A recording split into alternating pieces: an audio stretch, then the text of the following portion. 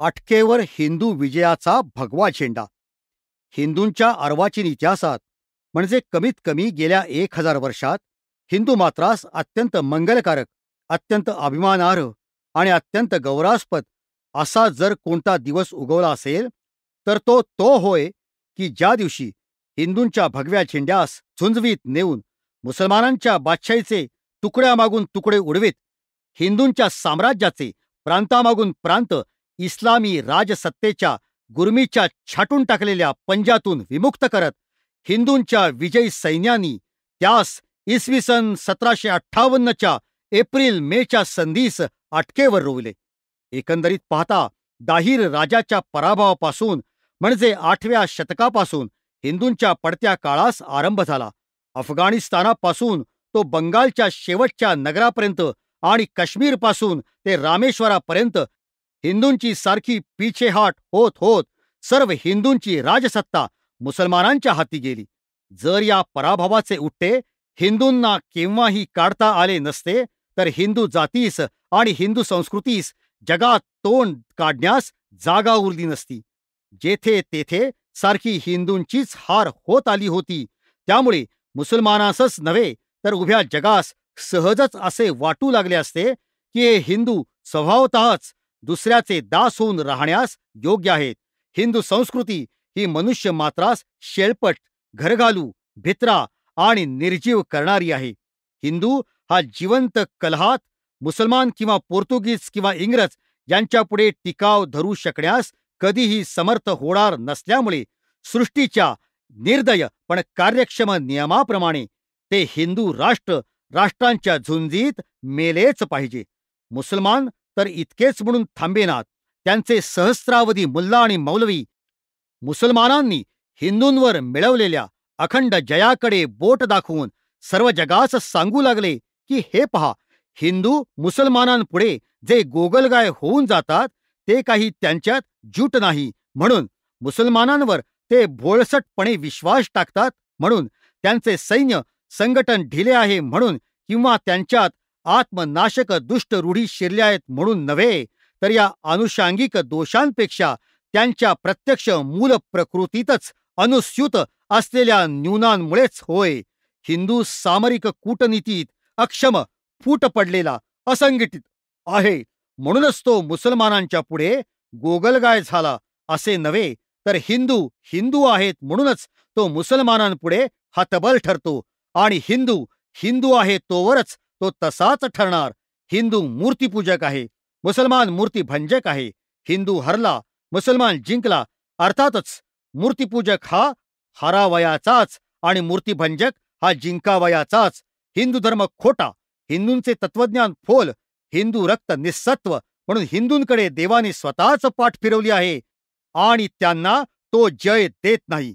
अहिंदूंना देव जय देतो. यावरूनच अहिंदूंचा धर्म खरा, त्याचे तत्वज्ञान सत्य, त्याचे रक्त जिवंत नि जिवंत राहण्यास योग्य असा कोटीक्रम मुल्ला आणि मौलवी सरसकट करू लागले होते. इतकेच नव्हे तर त्यांच्या त्या पुष्पित वाग्विवादाचा पगडा पडून शेकडो हिंदूंचा देखील बुद्धिभ्रंश होत चालला. मुसलमानांच्या प्रत्येक समर विजयाबरोबर हिंदूंचा एक एक राजमुकुट चूर्ण होत असे. त्यांच्या संस्कृतीच्या, आत्मविश्वासाचा आणि हिंदुत्वाच्या जीवनाचाही एक एक धागा तुटत जाई. जर हीच स्थिती तशीच राहती तर रणक्षेत्रावर हिंदूस पराजयामागून पराजयच येत राहते, तर अहिंदूच काय पण सृष्टी देखील तिच्या निर्घृण, निष्ठुर स्वभावानुरूप अशा अकर्मण्य आणि दुर्बल राष्ट्राकडे पाठ फिरवती आणि त्याच्या भाळी जीवन कलहात मरण्यासच योग्य अशी मुद्रा ठोकून त्यास काळाचे जबड्यात ढकलून देती. आज हे जगत हिंदू शून्य होऊन राहते. हा देश स्वतःचे हिंदूंचे हिंदुस्तान न म्हणवता हिंदूंचे कब्रस्थान म्हणवता. कारण कुणी काहीही म्हणले तरी ज्यास झगड्यात झगडता येत नाही आणि जिंकता येत नाही त्यास जगात जगता येत नाही, येणार नाही. हा सृष्टीचा निष्ठुर नियम आहे. दुर्बलांनी पंगू इच्छेच्या गुलाबांच्या फुलांमध्ये झगड्यात जो जिंकील तो जीवनात जगेल. हा निष्ठुर नियम खोदलेली ती निसर्गाची तलवार कितीही झाकली तरी तिची जीवघेणी धार आणि त्या निसर्गाची ती red in tooth and claw असणारी रक्ताळ वाघनखे ही काही बोचट होत नाही, लपूही शकत नाही. शेवटी न्यायाचा विजय होईलच. भगवान करील ते खरे, भजन करीत बसू या म्हणजे झाले. अशा दुर्बलांच्या पंगू इच्छांच्या गुलाबात ती निसर्गाची वाघनखे झाकू पाहणाऱ्या अकर्मण्य हिंदूंच्याच पिढ्या जर वाढत जात्या तर, जर रणक्षेत्रात हिंदूंना जिंकताच येते ना तर, हिंदूंना जगताही येते ना, त्यांचा वेदांत त्यांच्या वेदांचा खरोखरच अंत करणारा ठरला असता. जर त्या वेदास धनुर्वेदाचा पाठिंबा देणारा शिवाजी इसवी सन 1627 मध्ये जन्मास न येता, पण हिंदूंच्या सुदैवाने तो शिवाजी जन्मास आला. इसवी सन 727 पासून हिंदूंच्या पराक्रमास लागलेले खग्रास ग्रहण बरोबर 900 वर्ष टिकले, पण 900 वर्ष पराभवाच्या राहूच्या पोटात खितपत पडला तरी तो हिंदूंचा पराक्रम पचून गेला नाही आणि अगदी पिचूनही गेला नाही. 1627 मध्ये शिवाजी जन्मल्या घटीस त्या ग्रहणाच्या मोक्ष कालाचा पहिला विपल जन्मला. तो त्या वेळेस कोणास कळला नाही. केवळ इतिहासाच्या उलट्या दुर्बिणीतून आज तो दिसू लागला आहे. शिवाजीने हिंदूंच्या स्वतंत्र साम्राज्याची संस्थापना केली. तो रणक्षेत्रात उतरला तेव्हा न्यायाचा जय होईलच या दैववादाची माळ घेऊन न उतरता ती निसर्गाची निष्ठुर वाघ नखे घेऊन उतरला. रणक्षेत्रात जिंकेल तोच जीवन क्षेत्रात जगेल हा निसर्ग नियम आहे ना? ठीक आहे, असेल, पण तो अमोघ आहे, अनुल्लंघ्य आहे. म्हणून त्यास निष्ठुरतेनेच तोंड देऊन त्या red in tooth and the clove असणाऱ्या जीवन कलहाच्या वाघनखानेच अहिंदू गर्वाच्या अफजुल खानास मी चिरीन ही हिंदू पराक्रमाने प्रतिज्ञा केली आणि भगव्या झेंड्याच्या तळाखाली भयंकर संग्राम माजले. लढाई मागून लढाई झाली, पण पूर्वी हिंदूंना जितक्या निश्चिततेने अपजय येई तितक्याच निश्चिततेने त्या दिवसापासून हिंदूंना अपजय येत गेला. जेथे तेथे मुसलमान भेटला, मग तो मोगल असो वा पठाण असो, सय्यद असो वा शेख असो, तेथे तेथे हिंदूंनी, मग तो रजपूत असो वा बुंदेला असो, मराठा असो वा शीख असो, त्यास पिटून काढले. केवळ मुसलमानासच नव्हे तर इंग्रज, पोर्तुगीज, डच जो जो अहिंदू दिसला त्यास हिंदूंनी होऊन होऊन टक्कर देऊन रणक्षेत्रात चारी मुंड्या चित केले. अशी चढती कला अटकेच्या विजयापर्यंत सारखी चालली. रणक्षेत्रात जो जिंकील तोच जीवन क्षेत्रात जगावयास योग्य. या शत्रूच्या रानटी परंतु अखंडनीय कसोटीप्रमाणे विजेता हिंदू जगावयास योग्य ठरला आणि म्हणूनच आजही तो जगलेला आहे आणि भविष्यकालातही जगू म्हणून म्हणत आहे. शिवाजीची जन्मघटी हा हिंदू पराक्रमाच्या सूर्याचे 700 वर्षाचे खग्रास ग्रहण सुटण्याचा पहिला विपल होता. तेथून ते ग्रहण सुटत सुटत ज्या दिवशी हिंदूपद पादशाहीचा मराठी घोडा अब्दालीच्या सेनेस हाणीत, हटवीत, हुसकावीत अटकेस पोचला, त्या दिवशी ते ग्रहण पूर्णपणे सुटून हिंदूंचा प्रताप आपल्या सहस्त्र रश्मींनी पुन्हा प्रकाशू लागला. म्हणूनच शिवाजीचा जन्मदिन आणि मुसलमानाधिक अहिंदू सत्तेस धुळीस लोळवून अटकेपर्यंत अखिल हिंदुस्थानभर हिंदू राष्ट्राचे वर्चस्व स्थापन करणारा हा अटकेचा विजय दिन, हे दोन्ही दिवस हिंदू मात्रास अभिमानास्पद आहेत. जयंती आणि विजयंती, पण त्यातही शिवाजीच्या जन्मदिनाहूनही अटकेचा विजय दिन आपल्या हिंदूंच्या इतिहासात अधिक तेजाने तळपत राहणार आहे. माधवाचार्य, हरिहर, बुक्क, श्री शिवछत्रपती, राणा प्रताप, गुरु गोविंद सिंह, छत्रसाल इत्यादी तत्कालीन अनेकानेक हिंदू वीरांच्या जन्मदिनाचे महत्त्व तो दिवस उगवला तेव्हा अर्थातच त्या पिढीस कळणारे नव्हते. त्या दिवशी इतर कितीतरी मुले जन्मली होती. इतिहासाच्या उलट्या दुर्बिणीने काय ते त्या दिवसाचे महत्त्व आज दिसू शकेल आणि आपण त्या जयंत्या पाळतो हे ठीकच आहे. परंतु या सर्व जयंत्यास जे महावीर जन्मले त्यांच्या पृथक पराक्रमाचे संभूय फलित ज्या दिवशी दृगोच्चर झाले, त्यांच्या अनेक कष्टांचे ज्या दिवशी सार्थक झाले, ज्या दिवशी त्यांनी हिंदुत्वाच्या गौरवार्थ आरंभलेल्या शतकव्यापक महान युद्धाचे सार्थक होऊन रामेश्वरापासून अटकेपर्यंत हिंदुस्थानभर हिंदूंच्या देशावर हिंदूंची सत्ता गाजू लागली.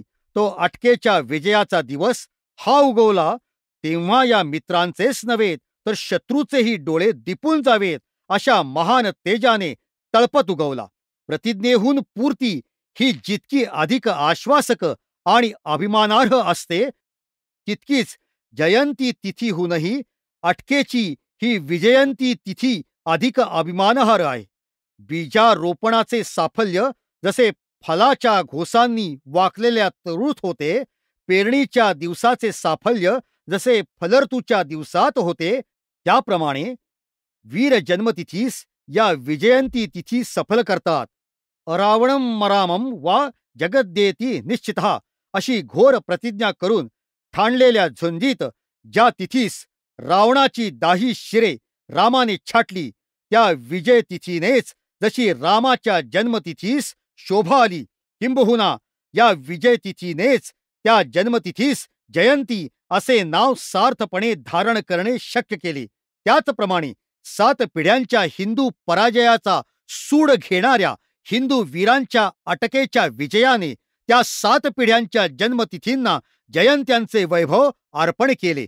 एतदर्थ अर्वाचीन हिंदू इतिहासात जो दिवस नि ज्या घटना गौरवपर आहेत, त्या सर्व दिवसात आणि घटनात अटक विजयाचा दिवस आणि घटना अत्यंत गौरवास्पद आहे. कारण त्या दिवशी 700 वर्षानंतर मुसलमानांच्या हातून उभे हिंदुस्थान जास्तीत जास्त अंशाने विमुक्त होऊन हिंदूपद पादशाहीचा उंचातील उंच कळस उभारला गेला. काबूल आणि दिल्ली या दोन्ही इस्लामी सत्तांच्या सवतीस खिळखिळ्या करून आमच्या मराठ्यांनी पंजाब प्रांतासही अटकेपर्यंत मोकळा केल्यानंतर पुढे आमच्या हिंदू शिखांनी पंजाबातून मुसलमानी राज्यांचे नित्याचे उच्चाटन करून अटकेच्याही पलीकडे उतरून काबूल नदीवर हिंदूंचे ध्वज रोवले हे खरे, पण त्यावेळेस इकडे दिल्लीच्या खालचा हिंदुस्तान एका नव्याच परकीय सत्तेचे इंग्लंडाचे हाती पडला असल्याने हिंदू सत्तेच्या अधिकात अधिक विस्ताराच्या दृष्टीने हा अटक विजय अग्रगण्य ठरतो. खरोखर महम्मद कासिम सिंध ओलांडून आला त्या इसवी सन 732 पासून जवळजवळ 1200 वर्षांवर काल गेला.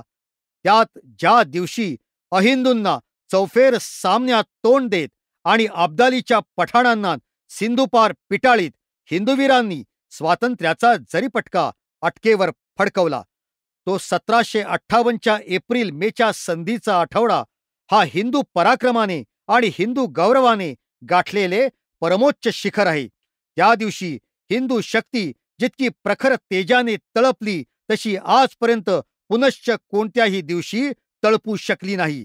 यद्यपि यापुढे मात्र ती त्या दिवसापेक्षाही अधिक तेजस्वी, ओजस्वी आणि यशस्वी होऊ इच्छित आहे. तशी ती भविष्यकाली व्हावी म्हणून या अत्यंत शक्तिहीन आणि स्फूर्तिहीन वर्तमान कालाच्या विषारी वातावरणातून एक दिवसभर तरी निघून त्या भूतकालाच्या अत्यंत स्फूर्तिदायक वातावरणात शक्ती संचयार्थ श्वासोश्वास करण्यासाठी आपण त्या अर्वाचीन हिंदू विजयाच्या स्मृतीच्या अत्यंत उच्च, पूज्य आणि पवित्र शिखरावर आजचा आठवडा घालवूया. ज्या दिवशी मराठ्यांच्या सेना, त्यांचे सेनापती रघुनाथराव पेशवे त्यांचे हाताखाली अटकेपर्यंत मुसलमाना जिंकीत गेल्या, त्या एप्रिल मे सन 1758 मधल्या दिवसांचा अभिमान प्रत्येक हिंदू मात्रास असला पाहिजे. कारण तो विजय हिंदू मात्राचा होता. आम्ही महाराष्ट्राच्या काय किंवा बुंदेल्यांच्या काय, राजपुतांच्या काय किंवा शिखांच्या काय, हिंदुस्थानात हिंदू जगत आणि अहिंदू जगत यात झालेल्या अनेक शतक व्यापी महायुद्धास एकच संकलित हिंदू इतिहासाची केवळ पृष्ठे समजतो. त्या अखिल हिंदू दृष्टीनेच आम्हास या अटक विजयाचा अत्यंत अभिमान वाटतो. कारण त्या दिवशी हिंदू सत्ता प्रत्यक्ष व अप्रत्यक्षपणे सर्व हिंदुस्थानभर पुनरपी स्थापित झाली होती. दक्षिणेकडून आरंभ करून सरासरी सन 1760व्या वर्षाचे निरीक्षण करूया. हे पहा, त्रावणकोरचे राज्य ते हिंदूच आहे. म्हैसूरचे राज्य अजून हिंदूंचेच हातात होते. अकोट तंजावरपर्यंत लहान मोठी राज्ये, काही प्रत्यक्ष काही अप्रत्यक्षपणे मराठ्यांच्या कय्यात होती. त्यापुढे कोकणपट्टीत पोर्तुगीजांवर मराठ्यांनी मोठा विजय मिळवून त्यास गोव्यापर्यंत मागे रेटले होते आणि कोकण बहुशः आपल्या हिंदू राज्यात समाविष्ट केले होते. महाराष्ट्र, उभी गुजरात, धार, इंदूर, ग्वाल्हेर, बुंदेलखंड, आणखी खालती नागपूर ते ओरिसापर्यंतच्या विस्तृत प्रदेशावर सलग आणि स्वतंत्र अशा मराठ्यांच्या हिंदूपद पादशाहीची प्रत्यक्ष सत्ता चालत होती. निजामाचे तेवढे एक मुसलमानी राज्य दक्षिणेत होते, पण त्यातही मराठ्यांच्या चौथाईची नि सरदेशमुखीची नखे खोल रुतलेली असून ते वस्तुतः एक मांडलिक राज्य झालेले होते. ओरिसाच्या पुढे बंगाल, त्या बंगालच्या नवाबाने महाराष्ट्र हिंदू सत्तेस चौथाईची लक्षावधी रुपये खंडणी देण्याचे मान्य करून त्याच वेळी आपला जीव सोडवून घेतला होता. अशा रीतीने राजपुतान्यापर्यंतचा प्रदेश प्रत्यक्ष मराठी हिंदूंचे राज्यात मोडला गेलेला. राजपुताना पंजाबपर्यंत रजपूत हिंदूंच्या हातात, जाटई हिंदूच, दिल्ली मराठ्यांचे कह्यात, पलीकडे नेपाळ हिंदूच, अयोध्येचा वजीर तेवढा उरला, तोही मराठ्यांच्या चौथाईने निजामाप्रमाणेच नरम करून सोडलेला. मुसलमानी सत्ता अशी रामेश्वर ते दिल्लीपर्यंत बहुधा नावाची देखील उरली नव्हती. राहता राहिला पंजाब. मराठी सेनेपुढे चित झालेल्या हिंदी मुसलमानांनी मोठा कट करून पंजाबातील राहिली साहिली मुसलमानी सत्ता वाचवण्यास आणि हिंदूंच्या वाढत्या शक्तीस नाहीसे करण्यासाठी अब्दालीला हिंदुस्थानात बोलवले. इसवी सन 1756-57 मध्ये त्याने पंजाब आपल्या हातात घेतला, दिल्लीत प्रवेश केला. मथुरेपर्यंत हिंदू तीर्थांचा आणि क्षेत्रांचा विध्वंस करीत तो खाली आला. परंतु मराठ्यांच्या मोठमोठ्या सेना दिल्लीकडे चालत येतायसे पाहून तो परत फिरला. त्याच्या मनात त्याचा मुलगा तैमूरशा यास दिल्लीच्या सिंहासनावर बसवावयाचे होते, पण सध्या त्यास पंजाबचा प्रांत सांभाळण्यास नेमून अब्दाली परत गेला. इतक्यात मराठी सेना दिल्लीवर आल्या. सखाराम भगवंत, गंगाधर यशवंत इत्यादी मराठी सेना नायकांनी दुआबात प्रवेश केला आणि रोहिल्यास आणि पठाणास मोडून काढले. विठ्ठल शिवदेव दिल्लीवर चालून गेले आणि अब्दालीच्या पक्षास पिटून दिल्ली हिंदूंचे हातात घेतली. हिंदूंचा हडवैरी नजीब उद्दौला यास जिवंत पकडला आणि पंजाबवर स्वारी केली. सरहिंदला अब्दुल सय्यद 10,000 पठाणांनिशी अब्दालीने ठेवलेला होता. त्या 10,000शी लढाई देऊन त्यांच्या नायकाला मराठ्यांनी पाडाव करून धरले. या मराठ्यांच्या अप्रतिहार्य बलापुढे टिकाव धरणे अशक्यच पाहून हिंदुस्थानचा बादशाह होऊ पाहणारा अब्दालीचा पुत्र आणि प्रतिनिधी तैमूरशा भिवून पळू लागला. लाहोरात मराठ्यांनी विजयाच्या दुंदुबी वाजवीत प्रवेश केला. तत्काळ ते पळत्या पठाणी सेनेवर चालून गेले. तैमूरची युद्धसामग्री मराठ्यांच्या हातात पडली. त्याचे शेकडो लोक कापले गेले आणि प्रत्यक्ष शिबीर मराठ्यांनी लुटून काढले. उभ्या हिंदुस्थानचा बादशाह होणारा तैमूर आणि ते पठाण जीव हाती घेऊन कसे बसे सिंधू पार झाले आणि हिंदूंच्या विजयी घोड्याने सिंधू नदीपर्यंत चाल करून अटकेलाच काय ते आपले लगाम, आपले रश्मी ढिले केले. एवढाच मराठ्यांच्या हातात पंजाब आणि सिंध या 2 उरलेल्या मुसलमानी सुभ्यांची सत्ता आली. अशा रीतीने त्रावणकोर ते नेपाळपर्यंत उभे हिंदुस्थान वास्तविकतः हिंदूंच्याच सत्तेखाली आलेले होते. त्रावणकोर, मैसूर, महाराष्ट्र, वऱ्हाड, ओरिसा, गुजरात, काठेवाड, राजपुताना, इंदोर, ग्वाल्हेर, नेपाळ हा प्रचंड प्रदेश तर संपूर्णपणे हिंदूंच्याच राजसत्तेखाली होता. निजाम बंगालचा नवाब, अयोध्येचा वजीर त्यास चौथाई देत होते आणि दिल्ली ते पंजाब पर्यंतचा प्रदेश महाराष्ट्रीय हिंदू सेनापतींच्या सैनिक शासनाखाली होता. अर्थात इसवी सन 732 पासून आज सन 1928 पर्यंत हिंदूंच्या हातात हिंदुस्थानचा जितका विस्तृत प्रदेश कधीही आला नाही, तितका अटक विजयाच्या आठवड्यात आला होता. हे स्पष्ट होण्यासाठी त्या विजयी स्वारीतील हिंदू सेनापतींचीच 1-2 तत्कालीन पत्रे आम्ही आज प्रसिद्ध करत आहोत. ती पत्रे अशी: रघुनाथरावास अंताजी माणकेश्वराचे पत्र, म्हणजे हिंदूंचे सेनापती श्रीमंत रघुनाथराव यांनी लाहोरवर आक्रमण करून ते घेतल्याचे वृत्त कळल्यानंतर अंताजी माणकेश्वर यांनी जे त्यावेळी पत्र लिहिले आहे ते आम्ही खाली देत आहोत. या पत्रावरून पृथ्वीराजानंतर हिंदूंचा विजयी अश्व पुन्हा जेव्हा त्या पवित्र पंचनद्यांच्या पंजाबच्या प्रदेशात दौडत गेला, त्यावेळी प्रत्येक हिंदू अंतःकरणास कोण अभिमान वाटला हे वाचकास दिसून हृदय गर्वाने उत्तेजित होईल. अंताजी माणकेश्वर म्हणतो, सेवकास स्वामींनी कृपा करून पत्र म्हणजे 18 एप्रिल 1758 पाठवले ते पावले. वर्तमान लाहोरच्या फत्तेचे, शत्रूच्या पारिपत्याचे नी तिकडील मुलूक काबीज केल्याचे लिहिले. ते सविस्तर वाचून परम आनंद झाला. तो पत्री कोठवरी लिहावा? हिंदुस्थानात कीर्त लौकिक मातब्बर झाली. कुलराजे, उमराव, सुभे यास दहशत पडली. सारे हिंदुस्थानचा सूड अब्दालीपासून एक स्वामींनी घेतला. तेणेकरून यशाचे पर्व जाहले. स्वामी यशस्वीच आहेत याचा विचार सेवकास लेखन करावयास सामर्थ्य कैसे. वर्तमान वजीरांनी ऐकून बहुत हर्ष मानिला. स्वामी अवतारी पुरुष आहेत. त्यांची स्तुती मनुष्यानी काय करावी. जरी स्वामींचे छावणी लाहोरपर्यंती झाली तरी वजीर पादशास घेऊन छावणीस आपल्याजवळ घेऊन येतो. राघो भराऱ्यांचे अटकेहून शनिवार वाड्यास पत्र. म्हणजे हिंदूपद पातशाहीची मर्यादा अटकेपार नेणारे हिंदूंचे सुप्रसिद्ध सेनानी श्रीमंत रघुनाथराव पेशवे यांनी खालील पत्र श्रीमंत नानासाहेब पेशव्यास पाठवले होते. त्यावेळच्या मराठ्यांच्या मनगटात केवढे दुर्दांत सामर्थ्य नि हृदयात केवढी विश्वव्यापी महत्वाकांक्षा उसळत होती हे हल्लीच्या उपमंडूक वृत्तीच्या त्यांच्या वंशजांनी नीट पारखून पहावे. दिनांक 4 मे 1758 या दिवशी रघुनाथराव पेशव्यास लिहितो, लाहोर, मुलतान, काश्मीर वगैरे अटके अलीकडील सुभ्यांचा बंदोबस्त करून अंमल बसवावा. त्यास काही झाला, काही होणे तोही लवकरच करतो. तैमूर, सुलतान नि जहान खान याचा पाठलाग करून फौज लुटून घेतली. थोडीशी झगडत पडत अटकेपार पिशावरास ते पोचले. अब्दाली इराणवर चालून गेला. त्याची फौज इराणच्या पातशाने लुटून घेतली. अब्दाली कंदहारास आला.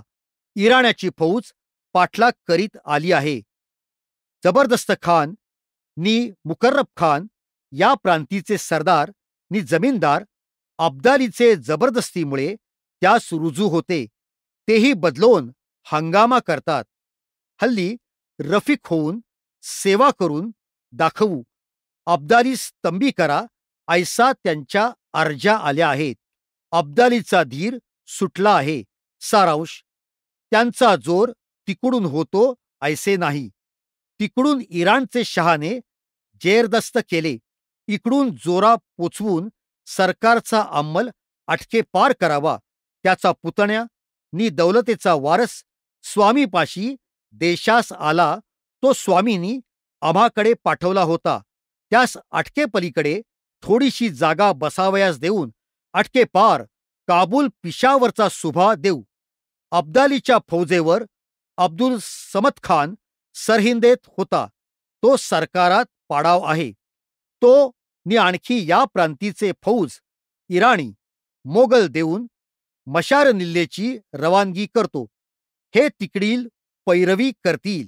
स्वामीचे पुण्यप्रताप अब्दालीस जोरा पोचवून तंबी करतील. पारिपत्य उत्तम प्रकारे करून अटकेपार अंमल बसवतील. लाहोर प्रांती रेणको अनाजी आणि रायाजी सखदेव असे ठेवले. गोपाळराव गणेश यांचाही पैगाम आहे. तेही राहतील. इराणचे पातशाचे स्वदस्तूरचे कागदही आमास मल्हाररावास आले होते. ही लवकर कंदाहारेस यावे आणि याचे पारिपत्य करून अटकेची हद्द करावी. परंतु आम्ही तरी काबूलचा सुभा अब्दुल रहीम खान स्वामींनी पाठवला त्यास देतो. फौज वगैरे थोडी बहुत साहित्यही करतो. काबूल नि कंदहार हे अटकेपारचे सुभे हिंदुस्थानकडे अकबरापासून आलमगीर पावेतो होते, ते आम्ही विलायतेस का द्यावे? यास्तव तूर्थ येथे सुभे देतो. त्यासही म्हणजे इराणचे शहास या सुभ्यांची दरकार नसेल, तो इराणचा अंमल करील. आम्ही कंधार पावेतो अंमल बसून तूर्त त्यास गोडच जाप पाठवणार आहो. जम्मू काश्मीर वगैरे तमाम वकील आले आहेत. मामलत थोडी बहुत अटके अलीकडील करीत आहोत. पलीकडील तूर्त होत नाही. खटपट मात्र होईल. तूर्त तातडीमुळे जे होईल ते करतो. पुढील स्वारीस जो कोणी सरदार मातब्बर येईल तो बंदोबस्त करील. मुलूक दौचा करोडोंचा वसुली, परंतु जमीनदार मवास मोठमोठे आहेत. आम्ही नावास मात्र खंडणी करतो. जेथे 25 लक्षांचा मुलुख तेथे 1-2 लक्ष येणेच कठीण आहेत. तूर्त माघारे फिरावयाचा डौल स्वामीचे आज्ञेवरून धरला आहे. याचमुळे जे होते तेच करीतो, तटी लावित नाही. तूर्त आदिनाबेगवरच सारा यख्तियार दिला आहे. त्यासच कमाविसीने लाहोर, मुलतान दिले आहे. यंदा तर सारे शिबंदी खालीच जाईल. शिबंदी वारताच कठीण पडेल. 2-3 वर्षांनी काही सोयीस लागेल, स्वामीस कळावे.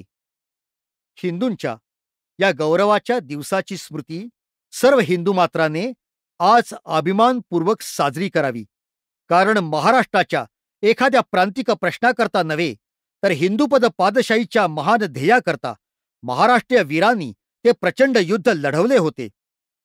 दुसरे असे की हिंदूतीलच काही राजांशी किंवा लोकांशी मराठ्यास लढावे लागले, तरीही त्या आपापसातील यादवीच्या प्रश्नांचा या विजयाच्या राष्ट्रीय स्वरूपाशी काही संबंध पोचत नाही. महाराष्ट्राच्या काय किंवा बंगालच्या काय, जेवढा हिंदू इतिहास आहे तेवढ्याचे सामष्टिक अवलोकन करूनच असल्या महान हिंदू विजयांचे रहस्य जाणता येते, महत्व मापता येते. चंद्रगुप्त हा मगधाचा राजा. त्याचे साम्राज्य पंजाबपासून दक्षिणेपर्यंत त्यांनी स्थापिले. अर्थात आकुंचित प्रांतिक दृष्टीनेच पाहिले तरी पंजाबचा तो शत्रू ठरेल. महाराष्ट्रास चंद्रगुप्ताच्या विजयाचे अभिनंदन करण्याचे ठायी त्याचा द्वेष करावा लागेल. पण अर्थात ही भयंकर आणि राष्ट्रघातक चूक होईल. राष्ट्रीय स्वातंत्र्याच्या दृष्टीनेच चंद्रगुप्ताच्या दिग्विजयाकडे आणि अफगाणिस्तानापासून दक्षिणेपर्यंत उभा हिंदुस्थान एका प्रबळ संघटित करणाऱ्या त्याच्या राष्ट्रीय साम्राज्याकडे आपण पाहतो आणि त्याचा गौरव राष्ट्रीय गौरव मानतो. तीच स्थिती विक्रमाची किंवा श्रीहर्षाची.